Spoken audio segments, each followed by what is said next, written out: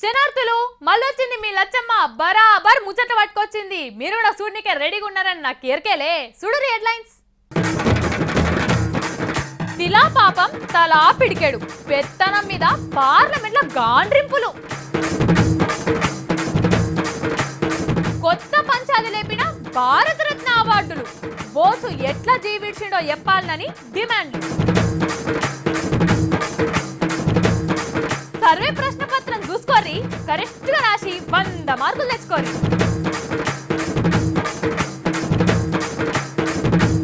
అమెరికాను మించిపోతున్న హైదరాబాదు, పోరగాళ్ళను ఖరాబు చేస్తున్న పబ్బులు క్లబ్బులు.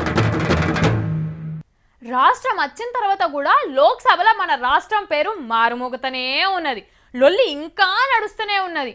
మన గవర్నర్ నరసింహన్ సార్ గురించి పార్లమెంట్లో రోజు లొల్లి అవుతున్నదట. మరి ఆ లొల్లేంది, ఎందుకైతుంది చూడురో పారి. తిలా పాపం తలా పిడికెడు అన్నట్టు హైదరాబాద్ మీద నరసింహం సార్ గర్జన మోగుతున్నదని తెలియంగానే అగో అట్లెట్లా హైదరాబాద్ మాది కాబట్టి ఏం చేయాలన్నా మాకే అధికారం ఉంటుందని కారు గుర్తోల లొల్లి. చేయి గుర్తోలు చూపించిపోయిన బాటలనే నడుస్తున్నాం, మా తప్పేం లేదని పువ్వు గుర్తు పరందామయ్యేల మాట. తాంబూలాలు ఇచ్చినాం తన్నుకోనరని అస్తినాధీశుల సెలవు. ఇట్లా ఏ పార్టీకి ఆ పార్టీ గవర్నర్ సార్కు హైదరాబాద్ మీద అధికారాలు ఇచ్చే ముచ్చట్ల కీసులాడుతున్నాయి. లెక్కకు చెప్పాలంటే అందరిది పాపంలా సమానం పాలే ఉన్నది. కాంగ్రెస్ వాళ్ళు అప్పట్లో చేయిజారి ఇచ్చిండ్రే అనుకుందాం. పువ్వు గుర్తోళ్ళు అగో గట్లెట్లు ఇస్తారు. హైదరాబాద్ తెలంగాణ జాగీర్ వాళ్ళ దాంట్లో వాళ్ళకి అధికారం లేకుండా చేసుడు తప్పు కదా అని దాన్ని పక్కకు పెట్టేది ఉండే కదా. కాంగ్రెస్ వాళ్ళు ఇచ్చిర్రు, మేము అమలు చేస్తున్నామని రాజనాథుడు సెలవిస్తాడు. ఆంధ్రప్రదేశ్ రీఆర్గనైజేషన్ बिल यदि किसी ने तैयार किया था तो यूपीए ने ही तैयार किया था. మరి కాంగ్రెస్ వాళ్ళు దేశంలో ఎన్నో ఇచ్చిండ్రు, అవన్నీ కూడా ఇట్లనే అమలు చేస్తారు. రైలు రేపు పొద్దుగాల చేయరు. తాకులాటలు పెట్టుడు కాడ తప్పితే ఏడ చేయరు. ఇక కాంగ్రెస్ వాళ్ళు ఇచ్చిన తెలంగాణ ఇచ్చిండ్రు, దానికింత గవర్నర్ అధికారాల పుండును తయారు చేసిపోయినరు. అయిపోయా పూరాగిచ్చినా ఓడిసిపోవు, దాని కింద కారం పొడి రాసి ఇచ్చిండ్రు. వీళ్ళదింత పాలిగిన్లా కారు గుర్తు. ముందుగాల తెలంగాణ బిల్లు తయారయ్యేటప్పుడు నిమ్మలంగా గుర్క పెట్టి నిద్రపోయినరు. తెలంగాణ వస్తే చాలు తర్వాత చూస్తేవాయే అదంతా అని నిమ్మలం చేసుకున్నారు. ఇవాళ నిద్ర లేచి గాండ్రిస్తున్నారు. ఈ గాండ్రింపులు అరణ్య రోదనలే అని వాళ్ళకు కూడా ఎరికే. అయినా ఫార్మాలిటీ కోసం పార్లమెంట్లో లొల్లి చేస్తున్నారు. వీళ్ళ పంచాయతీ వీళ్ళకుండగానే నడుమిట్ల చంద్రాలు కూడా చేయేసిండు. హైదరాబాద్లో గవర్నర్కి అధికారం ఉండాలి, అది న్యాయం, లొటపీస్ మాస్పత్రి అని ఆయన ముచ్చట ఆయనది. నేను కొట్లాడితేనే హైదరాబాద్లో ఆంధ్ర పబ్లిక్కు రక్షణ దొరుకుతున్నదని కలరింగ్ ఒకటి. ఇట్లా పలానోళ్ళు శుద్ధ పూసలు నోట్లు ఏలు పెడితే కొరకరని చెప్పుకునేటట్టు లేదు.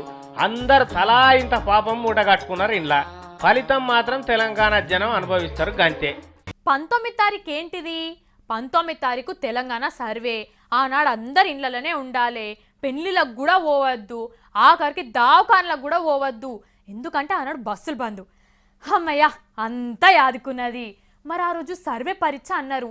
ఆ పరీక్ష ఎట్లుంటుందో ఏందో, పరీక్షా పత్రం ముందే దొరికితే మంచిగుండు. 19వ తారీఖు మంగళవారం సర్వే ఉన్నది కదా, ఇక అది ఎట్లుంటుందో, ఏం అడుగుతారో, వచ్చిన ఆఫీసర్లకు ఏం చెప్తే ఏమవుతుందో, అసలు చెప్పకుంటే ఇంకేమవుతుందో అని చాలా మందికి గుడగుడం అంటుందట. రేషన్ కార్డులను, ఆరోగ్యశ్రీ కార్డులను కట్ చేసేదందుకే కేసీఆర్ సార్ ఇంటి లెక్కలన్నీ రాపిస్తున్నాను కూడా భయపడుతుర్రట. అరే గట్టి ఏం భయపడకుర్రి, అవి కట్ చేసే లెక్కలు కాదు, మీకు ఇచ్చే లెక్కలు. ఇక కేసీఆర్ సార్ తయారు చేసిన పరీక్ష పత్రం ఇదివరకే లీక్ అయింది. ఇగో అదే ఇది. ఈ ప్రశ్న పత్రంలో ప్రశ్నలు కూడా గొట్టు ఏం లేవు, అన్ని మీకు తెలిసినాయే. ఆ ప్రశ్నలు ఏంటంటే మీ పేరేంది, ఇంటి పేరేంది, ఇంటి ఆమె పేరేంది, మీరేంటోళ్ళు, ఇంట్లో ఎంతమంది ఉంటారు, పిల్లలు ఉన్నారా, ఉంటే అందులో ఆడోళ్ళు ఎందరు, మగోళ్ళు ఎందరు, వీళ్ళలో చదువుకునేటోళ్ళు ఎవరు, గాలికి తిరిగేటోళ్ళు ఎందరు, అసలు అన్నం కూర దేని మీద వండుతారు, గ్యాస్ పొయ్యి ఉన్నదా లేకుంటే కట్టెల పొయ్యేనా, గ్యాస్ ఉంటే అది ఏం కంపింది, ఇగో గిట్లుంటాయి ప్రశ్నలు. ఇంతటితోనే అయిపోలేదు పరీక్ష, ఇక రెండో పేపర్ కూడా ఉన్నది. ఇంట్లో ఇంకా కొన్ని ప్రశ్నలు ఉంటాయి, అవి కూడా మస్తు ఈజీగానే ఉన్నాయి. అవేంటి అంటే మీ ఇంట్లో వికలాంగులు ఎవరన్నా ఉన్నారా, అసలు మీది సొంత ఇల్లా లేకుంటే కిరాయిల్లా, మీకు భూములు జాగలు ఏడేడు ఉన్నాయి, అసలు మీ ఇంటికి కరెంట్ ఉన్నదా, ఉంటే మీటర్ వాడుతుర్రా లేదా, దాని నెంబర్ ఏంది, మీరు కార్లో తిరుగుతారా స్కూటర్ మీద చక్కర్లు కొడతారా, ఇవేం లేకుండానే ఉన్నారా, అసలుకి ఇంట్లో మీరు ఎన్ని రోజుల సందు ఉంటుర్రు, ఇగో గివ్వే ప్రశ్నలు గింతే, ఇంతకు మించి ఏముండయి. ఇక లాస్ట్కి ఒక సంతకం పెట్టాలి గంతే కేల్ కథం. ఇక ప్రశ్నలన్నీ తెలిసినాయే కాబట్టి ప్రశ్నపత్రం కూడా ముందే చూపించినాం కాబట్టి జవాబులన్నీ కరెక్ట్గానే చెప్పాలి. మీరు 3 రూములు ఉన్నాయంటే సార్ ఏమనుకుంటాడో, ఇంట్లో స్కూటర్ ఉన్నదంటే పింఛన్ కట్ చేస్తాడు కావచ్చును, గ్యాస్ పొయ్యి ఉన్నదంటే తెల్లకార తీయడేమో అని భయపడకుర్రి. గసంటి ఏమి ఉండయి. మీ జవాబులన్నీ కరెక్ట్గా ఉంటేనే కేసీఆర్ సార్ మిమ్మల్ని ఇంకా మంచిగా అరుచుకుంటాడట, ఇంకా కొత్త కొత్త పథకాలు కారట్లు ఇస్తాడట. తప్పు చేస్తే మాత్రం సార్ కూడా తప్పటడిగా ఇస్తాడట. ప్రశ్నలు చూసి కన్ఫ్యూజ్ అయి వచ్చిన వాళ్ళ మీద గరం గరం అయి తప్పులు చేయకూరి దయచేసి, మీరే లాస్ అవుతారు. కాబట్టి ఏం దాచుకోకుండా అన్ని బరాబర్గా చెప్పి 100కు 100 మార్కులు తెచ్చుకోవాలి. సరేనా? రైట్. మరి షురువైంది, మళ్ళా షురువైంది. ఇప్పటికే మోడీ సర్కార్ వచ్చినాక పంచాయతీల మీద పంచాయతీలు, లొల్లుల మీద లొల్లులు అవుతున్నాయి అనుకుంటారు కదా చాలా మంది. ఇక ఇప్పుడు ఏవో అవార్డులు ఇస్తామన్నారట సర్కార్ వాళ్ళు. ఇక గిట్లా అనుడే ఆలస్యం, గటు మొదలైంది ఇంకో పంచాయతీ. అవార్డుల ముచ్చట్ల తాకట్లు పెట్టుకునే దేశాల లిస్టు తీస్తే మన భారతదేశం ప్రపంచంలోనే నంబర్ 1 స్థానంలో ఉంటది కావచ్చు. ఇదివరదాకా ఆటలాడేటోళ్ళకి ఇచ్చే అవార్డులు పద్మ అవార్డులల్లనే గాయనకెందుకు ఇచ్చిండ్రు గీలకెందుకు ఇయ్యలేదని కిరికిరి నడుస్తుండే. ఇప్పటి సంది భారతరత్న అవార్డు కూడా తాకట్లు తప్పేటట్టే లేవు. ఎందుకంటే సచిన్ టెండూల్కర్ కి ఎందుకు ఇచ్చిండ్రని పోయినసారి చాలా మంది పంచాయతీసిన ముచ్చటెరకే కదా. ఈపారి పువ్వు గుర్తు సర్కారోళ్ళు 5గురికి భారతరత్న ఇచ్చేందుకు తయారైనరు. సుభాష్ చంద్రబోసు, వాజ్పేయి, మదన్ మోహన్ మాలవ్య, కాన్షీరామ్, ధ్యాన్ చంద్ వీళ్ళ 5గురికి భారతరత్న అవార్డుని ఇయ్యాలని సర్కారోళ్ళు నిర్ణయం చేసిండ్రు. ఇక మళ్ళెన్ని కొత్త పంచాయతీలు షురువైతాయో ఏమో అనుకుంటుండగానే పంచాయతీ షురుగానే అయింది. గీ అవార్డు మాకొద్దే వద్దు, ముందుగాల మా సుభాష్ చంద్రబోస్ ఎట్లా చచ్చిపోయిండో బయట పెట్టుండ్రని ఆయన వారసులు ఉల్టా పంచాయత్ తీస్తున్నారు. The government of India, if they really want to honor Subhash Chandra Bose, they should declassify all these secret documents in order to unravel the mystery of Subhash Bose's disappearance. Subhash Chandrabose ఎట్లా చచ్చిపోయిండన్న ముచ్చట్ను దాచి పెడుతుండ్రు, ముందుగాల అది బయట పెట్టాలి. అట్లా చేస్తే ఆయనకు నిజంగా భారతరత్న అవార్డు కంటే పెద్ద మర్యాద ఇచ్చినట్టే అంటున్నాడు. ఇదొక పంచాయతీ అయితే షురువైనట్టే. ఇక హాకీ ఆటగాడు ధ్యాన్ చంద్ కు ఈసారన్న ఇస్తారా లేకపోతే లాస్ట్ వరకు తీసుకొచ్చి లేదంటారా అని కూడా కొంతమంది అనుమానం పడుతున్నారు. ఇక మిగిలిన 3 ముచ్చట్లు కూడా ఇదివరదాకానైతే ఎసుంటి తాకట్లు షురు కాలేదు. ఇక ముందేమన్నా తాకట్లు పెడతారా లేదా అన్న ముచ్చట చూడవలసి ఉన్నది. హైదరాబాద్ ను కనిపెట్టింది ఎవలు? అమ్మో, ఈ ప్రశ్న గట్టిగా వేయద్దు. చంద్రల్ సార్ ఇనేనా అంటే ఇంకెవలు? నేనే గట్టిన తమ్ముళ్ళు అన్నా అంటాడు. ఇప్పటికే కలాంను కనిపెట్టినా అన్నాడు, అమెరికాకు పాఠాలు కూడా చెప్పినా అన్నాడు. అసలు ముచ్చట ఏంటంటే ఇప్పుడు మన హైదరాబాదు అమెరికాని మించిపోతుంది. రాత్రి అయితే చాలు దాటిపోతుంది కూడా. కావాలంటే చూడరి, రాత్కా నయా హైదరాబాద్. ఏమో అనుకున్నాం కానీ మన హైదరాబాద్ జోరుగానే డెవలప్ అవుతుందో. ఇంకో 2-3 ఏళ్లలో అమెరికా, సింగపూర్ అసలు దేశాలనే ఎన్కేసి దూసుకపోదట్టు కొడుతుంది. జర సైజుడుండ్రి. ఇంతకు దేంట్లో అనుకుంటున్నారా? ఆయనతో మొగులు విద్దాంక కట్టే బిల్డింగులు, నూనె పోసి ఎత్తుకునేటట్టు నున్నగా ఎడల్పుకుండే రోడ్లు, పచ్చని పార్కులు, పెద్ద పెద్ద కంపెనీలు అనుకుంటున్నారా? అవిట్లలో కాదు మేము చెప్పేది. ఇగో ఈ పబ్బులు, క్లబ్బుల ముచ్చట. మొన్న శనివారం నాడు హైదరాబాద్లో ఉన్న మాదాపూర్లో ప్లే బాయ్ అని కొత్త పబ్బు షురు అయింది. ఓరిని దీనిలో కొత్త ముచ్చటే ఉన్నది అనిపిస్తుంది కదా.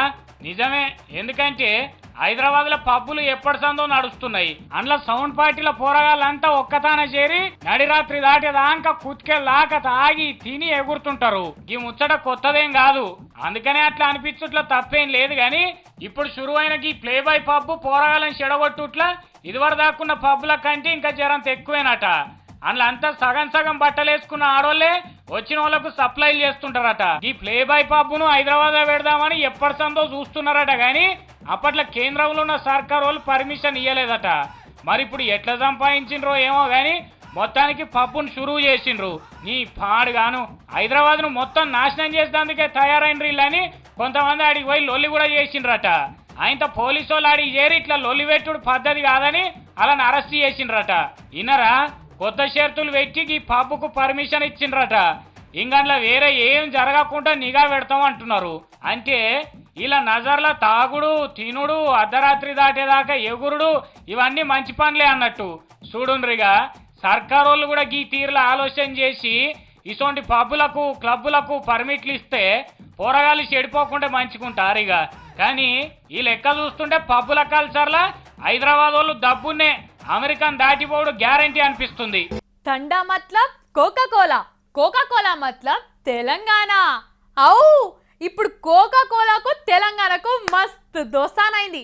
మన దోస్తాన ఎట్లయింది, ఏంది కథ? తెలంగాణను బంగారు తునకం చేసేందుకు కేసీఆర్ సారు ఆలోచన చేసి ఒక్కొక్క అడుగు ముంగట్కేస్తున్నాడు కదా. సార్ ఇట్లా పనులు పట్టుదలతో చేస్తున్నాడని గుర్తుపట్టి బయట దేశాల కంపెనీ వాళ్ళు మీ తెలంగాణ రాష్ట్రంలో పెట్టుబడులు పెడతామని బాగానే ముంగట్కొస్తున్నారు.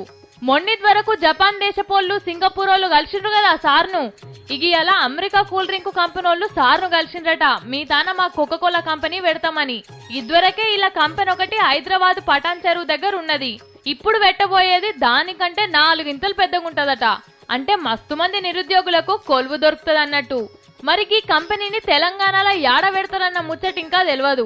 మళ్ళా కదే హైదరాబాద్ చుట్టుముట్టు పెట్టకుండా జర వేరే ఏదన్నా జిల్లాలో పెడితే అక్కడ కూడా జరంత డెవలప్ అవుతుందని పబ్లిక్ అనుకుంటుర్రు. ఎందుకంటే అన్ని కంపెనీలు మళ్ళా హైదరాబాద్ లోనే పెడితే ఊర్లలో ఉండేటోళ్లకు పని దొరకకుండా అవుతుంది.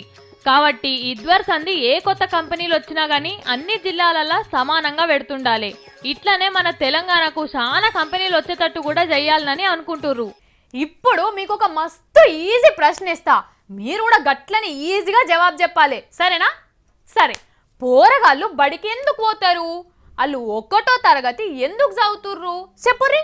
నాకు తెలుసు ఈ ప్రశ్న అడగంగానే మీరు నన్ను ఎన్ని తీర్లు అనుకుంటుర్రో. సరే, పోరగాళ్ళు స్కూల్కి ఎందుకు పోతుర్రో తెలుసా? వాళ్ళ మనసులల్లా ఏముందో మీకు ఎరికేనా? చూడుర్రి. మీ ఇంటి దగ్గర ఎవరన్నా స్కూల్కు పోయే పోరగాళ్ళని ఆపి పెద్దయినాక ఏమవుతారా అని అడుగుర్రి. వాళ్ళ నోట్లకెళ్ళి డాక్టర్ అనో, ఇంజనీర్ అనో, లేకుంటే సచిన్ లెక్క క్రికెటర్ అనో వస్తుంది. ఇప్పుడు మీ గల్లీ పోరగాళ్లే కాదు, దునియా అంతా గిట్లనే తయారైంది. ఉరుకుడే చక్కగా రాని 3 ఏళ్ల పోరగాళ్ళు కూడా ఇంజనీర్లు ఎట్లా కావాలి, ఈ దేశాన్ని ఎట్లా ముందటికి నడిపియాలి అని మస్తు ఆలోచన చేస్తుండ్రట. ఇక కొందరు పోరగాళ్ళైతే కట్టె పుల్లలు పట్టుకొని సచిన్, సెహ్వాగ్ లెక్కనే ఫీల్ అయిపోతున్నారు అనుకోరాదు. ఇది మేము చెప్పేది కాదోల్లో, ఎవివా లైఫ్ అనే సంస్థలు పెద్ద పెద్ద పట్టణాలల్లో బాగా సర్వే చేసి చెప్పిన ముచ్చట. అరే, ఏ పోరగాన్ని అడిగినా డాక్టర్లు, ఇంజనీర్లు, క్రికెటర్లు తప్పితే వాళ్ళ నోట్లకెళ్ళి ఇంకో ముచ్చటనే వెళ్తలేదట. మరి అందరూ డాక్టర్లు, ఇంజనీర్లు అయితే సైంటిస్టులు, నర్సులు, కాంపౌండర్లు ఎవరైతారో అర్థమైతలేదు. అసలు ఈ పోరగాళ్ళు ఇట్లా తయారవ్వడెనక ఇలా అవ్వ అయ్యలే కారణమట. కొడుకు పుడతనో ఇంట్లో ఇంజనీర్ పుట్టిండని సంబరపడుతుర్రు, బిడ్డ పుడతనేమో డాక్టర్ అమ్మ అడుగు పెట్టిందని ఫిక్స్ అయిపోతుర్రు. ఇవి రెండూ కాకుంటే క్రికెటర్ నన్న చేద్దాం అనుకుంటుర్రు. పోరగాళ్ళ దిమాగులను కూడా గట్లనే తయారు చేస్తుర్రు. కానీ సర్వే వాళ్ళు 12 ఏళ్ల వయసు లోపలున్నోళ్ళ గురించే చెప్పినరోళ్ళు. 12 ఏళ్లు దాటిన తర్వాత ఈ పోరగాళ్ళ ఆలోచనలు పురాగా అలాగవుతున్నాయట.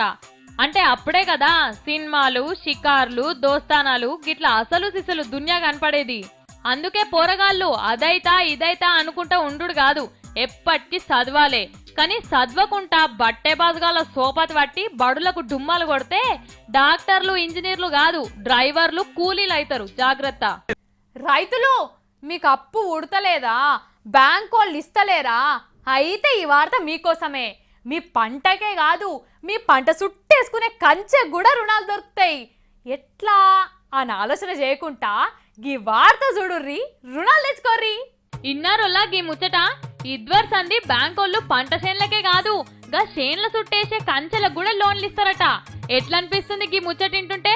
ఉంటే వైకుంఠం, లేకుంటే ఊకుంటాం అన్నట్టు లేదు. ఓ దిక్కు పంటలకే లోన్లు ఇస్తలేరు బ్యాంకోళ్ళంటే అవిటి చుట్టేసే కంచెలకు ఎట్లా ఇస్తారు అనుకుంటుర్రా? కానీ ఇది నిజమే. ఇదివరకు సంది మీరంతా కంచెలకు కూడా లోన్లు ఇవ్వాలని బ్యాంకులోళ్లకు ఆదేశాలు ఇచ్చిండ్రు నాబార్డోళ్ళు. గదే జాతీయ ఎగుసం అభివృద్ధి శాఖోళ్ళు అన్నట్టు. చిత్రం అనిపిస్తుంది కదా ముచ్చట. అయితే గీ లోన్లు అన్ని తీర్ల కంచెలకైతే కాదు, పండ్ల తోటల చుట్టూ ఎవరైతే మైదాకు చెట్ల కంచె వేసేటోళ్ళు ఉంటారో అగో గాళ్ళకన్నట్టు. మైదాకు చెట్ల పొడికి బయట దేశాలల్లా మస్తు గిరాకున్నదట. మన తాన్నేమో గా చెట్లు అసలే పెట్టరు. అగో గందుకే మైదాకు చెట్ల పంటను పెంచేతందుకు నాబార్డోళ్ళు ఇట్లా బ్యాంకు లోన్లు ఇచ్చే ఏర్పాటు చేస్తున్నారట. మైదాకు పంటను పెంచినట్టయితది, రైతులకు లోన్లు ఇచ్చినట్టయితదని. అట్లిచ్చే లోన్లు కూడా 8 ఏళ్లలో కట్టవలసి ఉంటదట. కానీ మంచిగా అనిపిస్తలేదు గీ ముచ్చట. కాబట్టి పండ్ల తోటలు పెంచేటోళ్ళు మైదాకు కంచెలేసేటోళ్ళు ఎవరన్నా ఉంటే వెంటనే బ్యాంకోల తానుకోయి కలిసి రుణాలు తీసుకోండి, మర్చిపోకుర్రి. ఏ మాటకు ఆ మాటనే చెప్పుకోవాలి. గీ నడుమ ఊర్లల్లో లీడర్ల కన్నా గుడ్డెలుగులే మస్తు ఫేమస్ అవుతున్నాయి. ఎందుకో తెలుసా?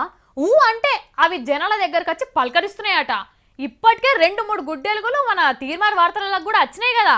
ఇక ఇప్పుడు ఇంకొకటి కూడా వచ్చిందట. మరి దాన్ని ఏంది ఏమైంది చూడురి. నాగుంబాం గుళ్ళెకి జొరితే నాగన్నొచ్చిండే అని చెంబుల కొద్ది పాలు తీసుకొచ్చి పోస్తాం.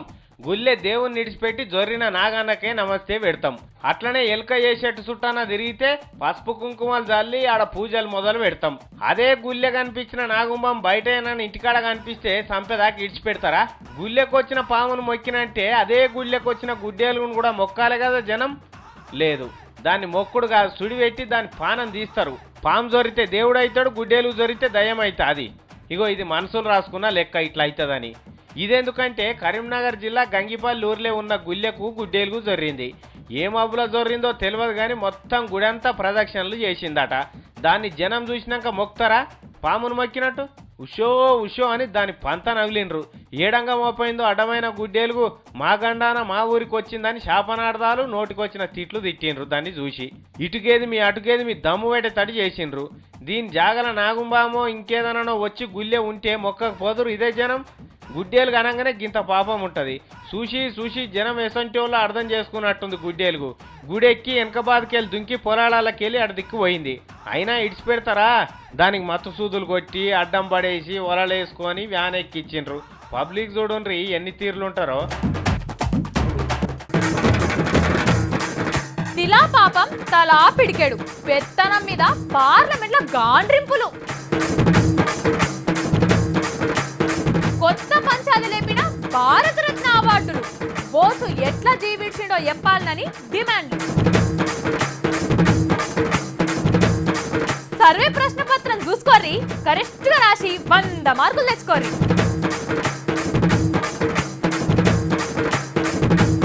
అమెరికాను మించిపోతున్న హైదరాబాదు, పోరగాళ్ళను ఖరాబు చేస్తున్న పబ్బులు క్లబ్బులు. గివి ఇయాల్టి వార్తలు. మళ్ళా రేపు కూడా వస్తా, మంచి మంచి ముచ్చట్లు పట్టుకొస్తా. గప్పటిదాకా చూడుర్రి V6.